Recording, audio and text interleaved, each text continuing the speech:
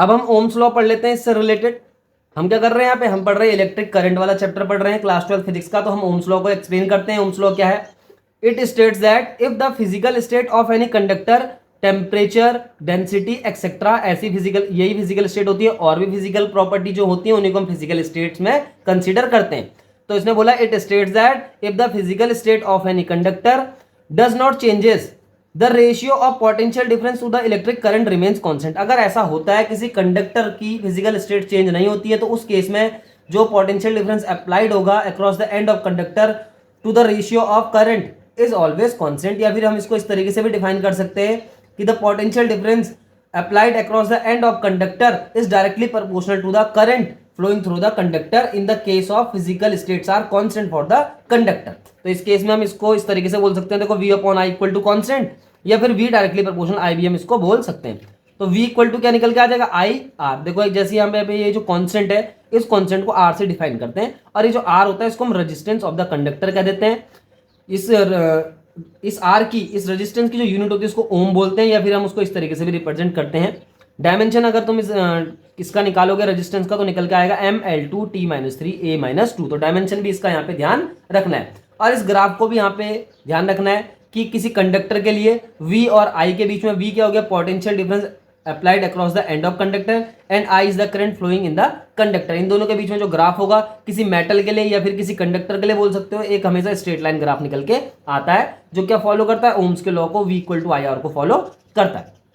अब हम next topic पढ़ लेते हैं, इसका नाम है डिपेंडेंस ऑफ रेजिस्टेंस। हम रेजिस्टेंस के डिपेंडेंस पढ़ेंगे, किस किस चीज पे रेजिस्टेंस किसी सर्किट का डिपेंड करता है। अब रेजिस्टेंस क्या होता है, पहले रेजिस्टेंस को समझ लेते हैं। Resistance is a property of any circuit by which it opposes the flow of current. तो सीधी सी बात है, रेजिस्टेंस क्या करता है भाई, फ्लो ऑफ करंट का अपोज करता है किसी भी सर्किट में।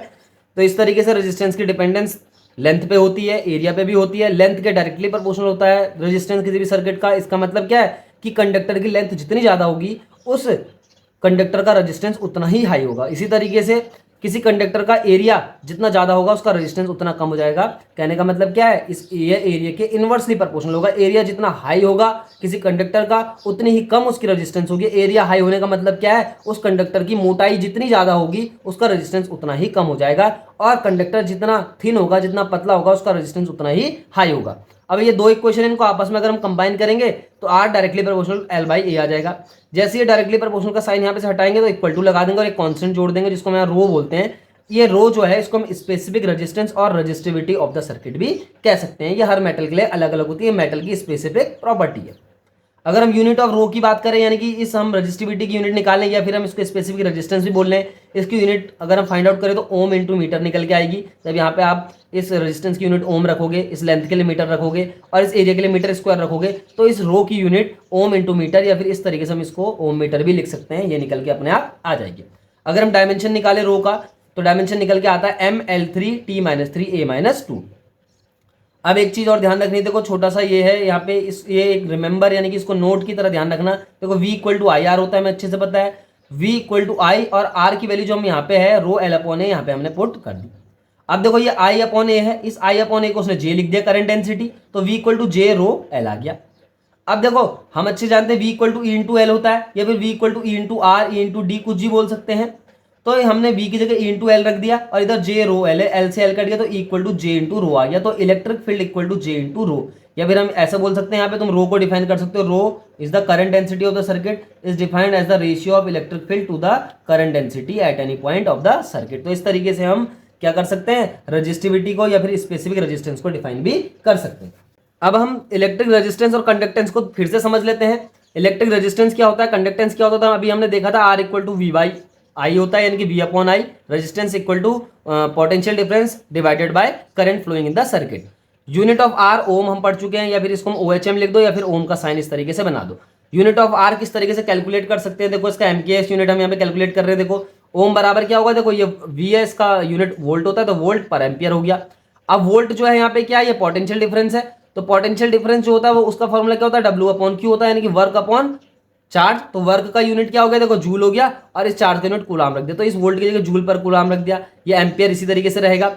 अब इस वर्क को भी वो और ओपन कर देगा। वर्क इक्वल टू क्या होता है, फोर्स इंटू डिस्प्लेसमेंट। तो फोर्स की जगह न्यूटन रख देंगे, डिस्प्लेसमेंट की जगह मीटर रख देंगे। फिर इस न्यूटन को फिर खोलेंगे, क्योंकि ये क्या फोर्स क्या होता है, मास इंटू एक्सेलरेशन। तो इसकी जगह हम न्यूटन की जगह हम रख सकते हैं मास इंटू एसेलरेशन। एसेलरेशन की यूनिट क्या होता है, मीटर पर सेकंड स्क्वायर, और ये मीटर इसी तरीके से रहेगा। तो ये क्या हो जाएगा, देखो किलोग्राम मीटर स्क्वायर पर सेकंड स्क्वायर। तो इस तरीके से जब ये देखो लास्ट में यही आएगा, किलोग्राम मीटर स्क्वायर पर सेकंड स्क्वायर, और नीचे एम्पियर, तो एम्पियर चलता रहेगा एम्पियर, है ना। तो इस तरीके से हम इसको देख लेंगे। अब देखो देखो यहाँ पे हुआ क्या, देखो जूल पर कूलाम था, यहाँ से यहाँ आते हैं पहले, तो जूल की जगह उसने क्या रख दिया भाई, न्यूटन इंटू मीटर रख दिया। ठीक होगी बात। इस कूलाम की जगह ये जो कूलाम है अभी तो उसकी हमने बात ही नहीं करी, ये चार्ज है। तो चार्ज जो होता है देखो उसको किस तरीके से डिफाइन करते हैं, Q equal to I T, या फिर चार्ज का यूनिट कूलाम रख दो डायरेक्टली, या फिर क्या रख दो आई इंटू टी। आई इंटू टी का मतलब आई क्या हो गया, एम्पियर हो गया करंट का यूनिट, और टी की जगह सेकंड रख दिया। तो इस तरीके से उन्होंने एम्पियर सेकंड रख दिया इस कूलाम के लिए। इस जूल के लिए उन्होंने न्यूटन मीटर रखा, यहाँ पे से जो हमने निकाला वर्क का formula F into S, newton metre रख दिया। और इसी तरीके से इस कूलाम के लिए उन्होंने क्या रख दिया भाई, एम्पियर इंटू सेकंड रख दिया। अब ये जो एम्पियर सेकंड है ये इस तरीके से अपॉन में चला गया, तो क्या बच गया भाई, न्यूटन मीटर बच गया ऊपर, और नीचे बच गया एम्पियर स्क्वायर सेकंड। अब इन्हें न्यूटन की जगह भी क्या रख दिया, किलोग्राम मीटर पर सेकंड स्क्वायर, क्योंकि न्यूटन क्या फोर्स है, और फोर्स इक्वल टू क्या होता है भाई, force equal to M A होता है। एम क्या हो गया मास, ए क्या हो गया एक्सेलरेशन, तो मास का यूनिट जो हो गया किलोग्राम हो गया, एक्सेलरेशन का यूनिट मीटर पर सेकंड स्क्वायर हो गया, और एक मीटर जो है ये इस तरीके से यहाँ पे, और पहले से ही है तो यहाँ पे मीटर ऐसी रहेगा। अब हम यहाँ पे टोटल यूनिट क्या बन जाएगा भाई, किलोग्राम मीटर स्क्वायर पर सेकंड स्क्वायर। देखो एक सेकंड नीचे से भी आ रहा तो ये पर सेकंड क्यूब हो जाएगा, और एम्पियर भी क्या है ऊपर आएगा तो एम्पियर पर सेकंड स्क्वायर, ये इस तरीके से हो जाएगा। और अगर तुम इसी तरीके से यहाँ पे इसका डायमेंशन निकालोगे, देखो किलोग्राम की जगह एम रख दोगे क्योंकि ये मास है, इस ये मीटर है, डिस्टेंस है, डिस्टेंस की जगह तुम एल रख दोगे, ये सेकंड है इसकी जगह टाइम रख दोगे, ये एम्पियर है एम्पियर की जगह ए रख दोगे। तो इस तरीके से आर का क्या है डायमेंशन भी निकल के आ जाएगा। जो हमने पीछे देखा था वो यहाँ पे हम डायमेंशन भी यहाँ पे कैलकुलेट कर चुके हैं। तो डायमेंशन भी क्या होता है, यूनिट की मदद से निकल जाता है, या फिर डायमेंशन की मदद से आप यूनिट ही फाइंड आउट कर सकते हैं जनरल। तो ये एमकेएस हम यूनिट निकाल चुके हैं। देखो यहाँ पे हुआ क्या, ये किलोग्राम है, ये मीटर है, ये सेकंड और ये एम्पियर है, ये सारी की सारी फंडामेंटल क्वांटिटी की यूनिट है। तो हमने क्या करा, फंडामेंटल क्वांटिटी के टर्म में रेजिस्टेंस की यूनिट को डिफाइन कर दिया, और इसी तरीके से उसका डायमेंशन भी हमने यहाँ पे डिफाइन कर दिया। अब बात करते हैं कंडक्टेंस की। कंडक्टेंस क्या होता है सर्किट का, रेजिस्टेंस का बिल्कुल अपोजिट। रेजिस्टेंस का रेसिप्रोकल निकाल दो, कंडक्टेंस निकल जाएगा। रेजिस्टेंस क्या है भाई, यह है एक, it is a property of conductor by which it opposes the flow of current in the circuit. इसी तरीके से कंडक्टेंस क्या करता है, कंडक्टेंस करंट के फ्लो में क्या करता है, हेल्प करता है, इसलिए ये क्या होगा, रेसिप्रोकल ऑफ रेजिस्टेंस हो जाएगा। इसको जी से यहाँ पे रिप्रेजेंट किया हुआ है, तो जी इक्वल टू 1/r होता है, और आर की वैल्यू रख देंगे यहाँ से उठा के v/i। तो इस तरीके से कंडक्टेंस इक्वल टू i/v हो जाएगा। इसका यूनिट निकालेंगे कंडक्टेंस का, तो जो रेजिस्टेंस का यूनिट है ठीक उसके अपोजिट यूनिट आएंगे। देखो इसको महो बोल सकते हैं, जैसे यहाँ पे OHM था तो ये क्या हो जाएगा MHO, महो पढ़ते हैं, या फिर इसे ओम इनवर्स भी बोल सकते हैं।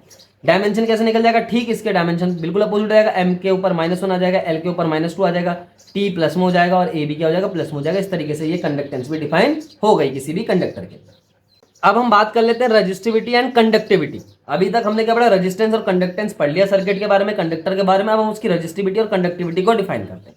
देखो हमने रेजिस्टेंस का फॉर्मूला पढ़ चुके हैं, R equal to rho L by A होता है। L लेंथ ऑफ कंडक्टर है, A एरिया ऑफ कंडक्टर है, रो क्या हो गई भाई, स्पेसिफिक रेजिस्टेंस, या फिर इसको ही हम रजिस्टिविटी कहते हैं। या फिर हम यहाँ पे रो को किस तरीके से निकाल सकते हैं, देखो A इस तरफ चल जाएगा L डिवाइड में, तो rho equal to RA by L हो जाएगा। रो इज कॉल्ड रेजिस्टिविटी और specific resistance of the conductor. और रो को हम पहले ऐसे भी डिफाइन कर चुके हैं ओम्स लॉ में, रो इक्वल टू E/JB होता है, यानी कि electric field divided by current density. Unit of rho ohm into metre, या फिर ओम मीटर हो गई, है ना। और डायमेंशन ऑफ रो कैसे निकल के आ जाएगी, ML3 T-3 A-2, ये डायमेंशन निकल गई है। इसको हम क्या कर सकते हैं, यहां से भी इस फॉर्मूले को अप्लाई करके इस रो का डायमेंशन इजीली निकाल सकते हैं। अब नाउ सिग्मा इक्वल टू 1/रो, ये तो हम बात कर रहे हैं रेजिस्टिविटी की। रो जो है इसको हम रेजिस्टिविटी भी कह देते हैं कंडक्टर के लिए, या फिर स्पेसिफिक रेजिस्टेंस भी कहते हैं। अगर हम इस रेजिस्टिविटी का ठीक अपोजिट कर दे तो कंडक्टिविटी निकल के आ जाएगी किसी भी कंडक्टर के लिए।